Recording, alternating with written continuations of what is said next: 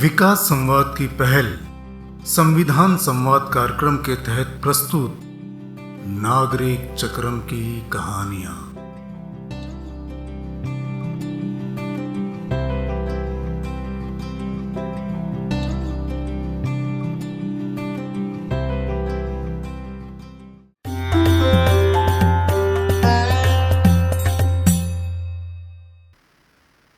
जीवन की आपाधापी में हम रोज हजारों लोगों से मिलते हैं।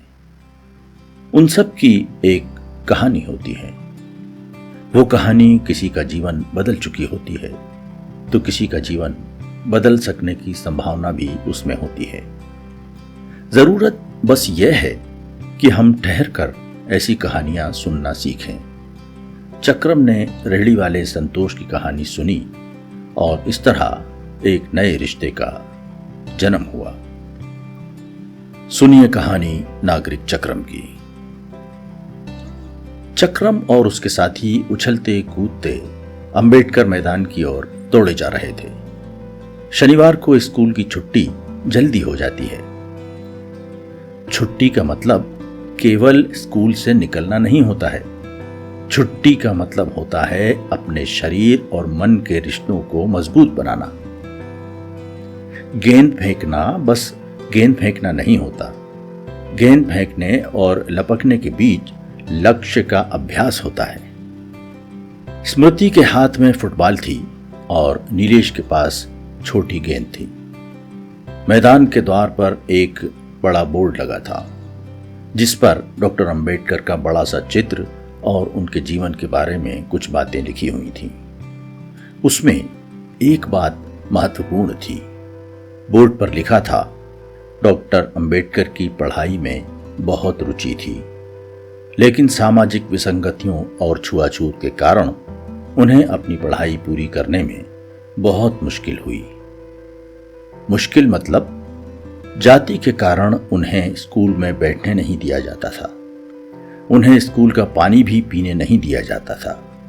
उन्हें हर रोज केवल किताब का पाठ याद ही नहीं करना पड़ता था। उन्हें बहुत खराब बर्ताव, अपने साथ होने वाली मन की हिंसा को याद रखते हुए भूलना भी पड़ता था। ऐसी जिंदगी जीते हुए अंबेडकर ने भारत का संविधान बनाया। ऐसा संविधान जिसमें लिखा हुआ है, अब से भारत में छुआछूत के व्यवहार को समाप्त किया जाता है। ठीक उसी बोर्ड के नीचे चक्रम की ही उम्र का एक बच्चा ठेला लगाकर चने, भुट्टे और गुड़ चने की चिक्की बेच रहा था। चक्रम हर शनिवार को उस लड़के को देखता। चक्रम उल्लास के साथ खेलने के लिए मैदान की तरफ जा रहा था, लेकिन उस बच्चे को देखकर वो रुक गया। बाकी बच्चे कुछ आगे निकल गए। जब अपने आप को भूलकर किसी को महसूस करने की निगाह से देखा जाता है, तब दूरियां मिट जाती हैं। स्मृति ने रुककर चक्रम को आवाज लगाई, कहां रुक गया? जल्दी आना। तुम लोग चलो, मैं आता हूं, चक्रम ने कहा। चक्रम ठेले के सामने पहुंचा। वो उस बच्चे के ठीक सामने खड़ा था। बच्चे को लगा कि चक्रम कुछ खरीदने आया है। वो फौरन सक्रिय हो गया। क्या मैं तुमसे कुछ बात कर सकता हूं? चक्रम ने कहा। वो बच्चा थोड़ा हड़बड़ा गया। वो सोच रहा था, आखिर कोई उससे क्या बात करना चाहेगा। मैं देखता हूं कि तुम हर दिन यहां ठेला लगाते हो, पूरे दिन यहां रहते हो। क्या स्कूल नहीं जाते तुम? बच्चा प्रश्न सुनकर निराश हो गया। वो समझ गया कि चक्रम उससे कुछ खरीदने नहीं आया है। वो हताश सा फुटपाथ पर बैठ गया। चक्रम कुछ पल उसकी ओर देखता रहा और फिर फुटपाथ पर उसकी बराबरी में बैठ गया। दोनों के बीच में दूरी कम हो गई थी। मेरा नाम चक्रम है, चक्रम ने कहा। मेरा नाम संतोष है, उस बच्चे ने उत्तर दिया। थोड़ी देर शांति रही। उसके बाद चक्रम ने पूछा, तुम स्कूल नहीं जाते? ये ठेला क्यों लगाते हो? अगर मैं स्कूल जाऊंगा तो मां, बहन और भाई भूखे रह जाएंगे, संतोष ने सादगी से कहा। उनके बीच फिर एक ठहराव था। थोड़ी चुप्पी के बाद संतोष अपने आप बोला, हम महूकाल घाटी के झीरम गांव में रहते थे। हरे भरे जंगल के बीच पानी का संकट था। घाटी में उतरकर हर दिन पानी भरने जाते। मुश्किल तो होती थी, लेकिन गांव के सभी परिवारों के बीच दोस्ती थी। मैं 8वीं कक्षा में पढ़ रहा था। मां और पिता खेती करते थे। वो ये कहकर रुक गया। संतोष अपने अतीत की यात्रा कर रहा था। चक्रम फिर भी शांति से उसे देखता रहा। उसने कुछ और नहीं पूछा। चक्रम को लगा कि कहीं इस बातचीत से संतोष को और दुख ना हो। चलो, मैं अपने दोस्तों से मिलवाता हूं, तुम हमारे साथ खेलो, चक्रम ने अनायास ही कहा। संतोष ने चक्रम की तरफ देखा। अगर मैं खेलूंगा तो शाम का खाना नहीं मिल पाएगा, तुम जाओ खेलो, संतोष ने निरपेक्ष भाव से कहा। चक्रम वहीं बैठा रहा। तुम लोग फिर गांव से शहर क्यों आ गए? चक्रम ने बातचीत को जारी रखा। हम अपनी मर्जी से नहीं आए, हमें मजबूर किया गया। हमारे गांव से 40 किलोमीटर दूर प्रीतमपुर में कारखाने लगे हुए हैं। उन कारखानों से काला पानी निकलता है। पिछले 1 साल से कुछ कारखानों का पानी महूकाल घाटी में बहाया जाने लगा। मेरे रतन चाचा की तबीयत खराब हो गई। उन्हें पेट में छाले हो गए। 3 महीने में उनकी मृत्यु हो गई, संतोष ने कहा। ये बातें सुनकर चक्रम का दिल दहल गया।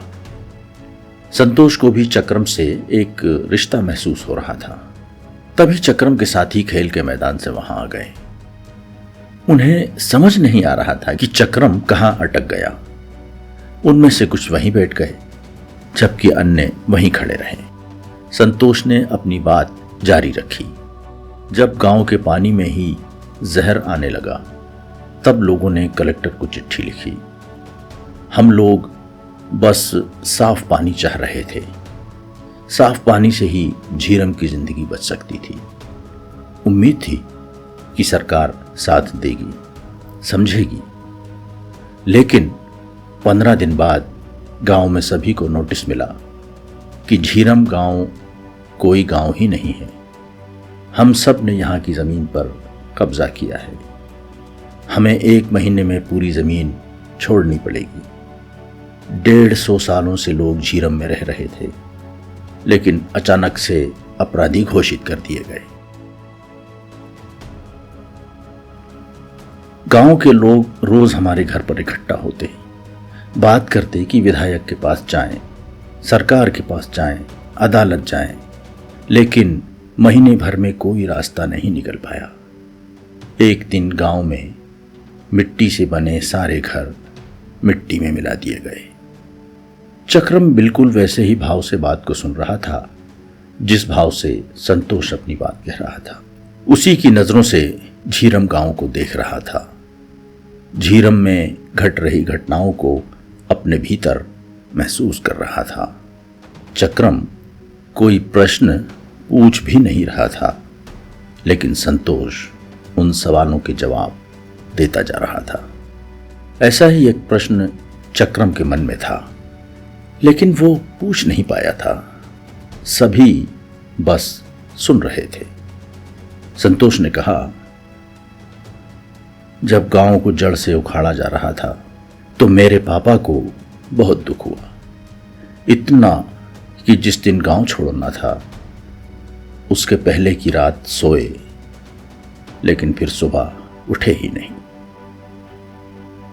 उसे 1 महीने में हमारे गांव में 6 लोगों की जान गई। इसके बाद हम वहां से चले, लेकिन ये पता नहीं था कि जाएंगे कहां। एक गांव के 150 घर एक साथ एक दिन चले, लेकिन किसी एक जगह एक शहर नहीं पहुंचे। गांव टुकड़े टुकड़े होकर बिखर गया। इतना कहकर संतोष वापस ठेले पर जाकर खड़ा हो गया। चक्रम वहां बैठा रहा। वहां शांति थी, लेकिन वो मुर्दा शांति नहीं थी।